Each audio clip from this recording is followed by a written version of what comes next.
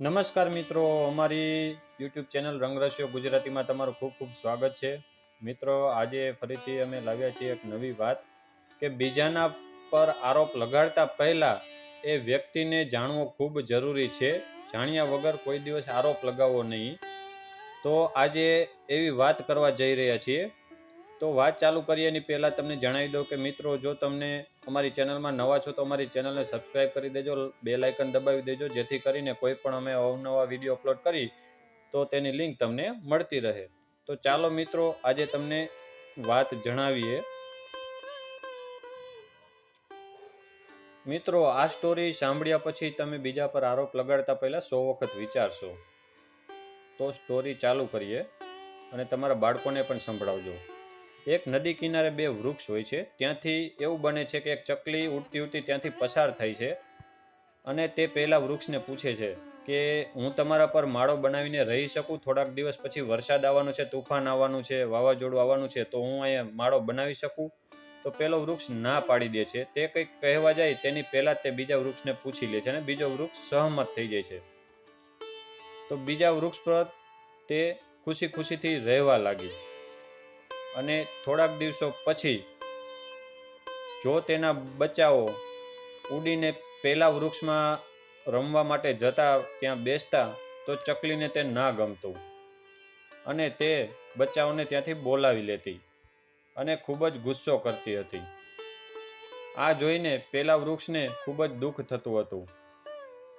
પણ થોડા દિવસો પછી તે દિવસ આવી ગયો કે જે દિવસે ભયંકર વરસાદ આવ્યો અને વાવાઝોડું આવ્યું.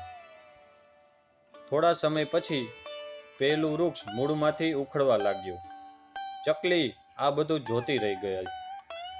થોડા સમયમાં તે પહેલો વૃક્ષ મૂળમાંથી ઉખડીને વહેવા લાગ્યો અને ત્યારે ચકલીએ તે પહેલા વૃક્ષને વહેતા જોઈને બોલી કે જ્યારે હું અને મારા બાળકો તમારા શરણે આવ્યા હતા ત્યારે તમે અમને ના પાડી દીધી હતી. હવે જુઓ, ભગવાને તમને તમારા આવા ખરાબ વર્તનમાં કારણે કેવી સજા આપી દીધી. જેવું કર્મ કરો તેવું ફળ તો મળવાનું જ હતું ને. આ સાંભળીને વૃક્ષ હસતા હસતા ચકલીને જવાબ આપ્યો કે હું જાણતો હતો કે મારા મૂળ કમજોર થઈ ગયા છે અને હું આવનાર ભયંકર વરસાદમાં ટકી નહીં શકું.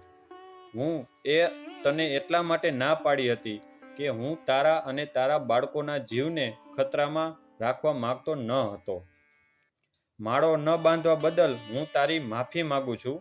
જય શ્રી કૃષ્ણ. આવું કહેતા કહેતા વૃક્ષ પાણીમાં વહી ગયો.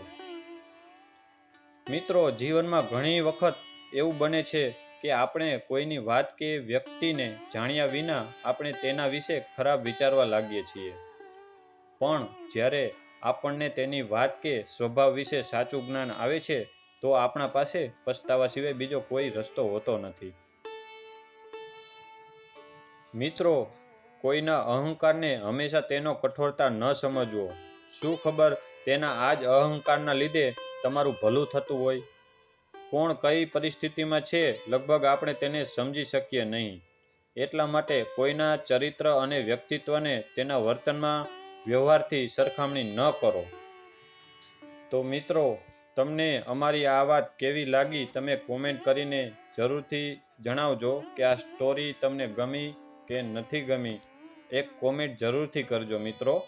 અને જો તમને અમારી સ્ટોરી ગમી હોય તો એને લાઈક કરી દેજો, શેર કરી દેજો અને અમારી ચેનલમાં જોડાયેલા રહેજો, જેથી કરીને કોઈ પણ અમે અવનવી સ્ટોરી અપલોડ કરીએ તો તમને તેની લિંક મળતી રહે. તો આજનો વિડીયો અહીં ખતમ કરીએ છીએ. હવે મળીશું નેક્સ્ટ વિડીયોમાં અને નવા ટોપિકની સાથે.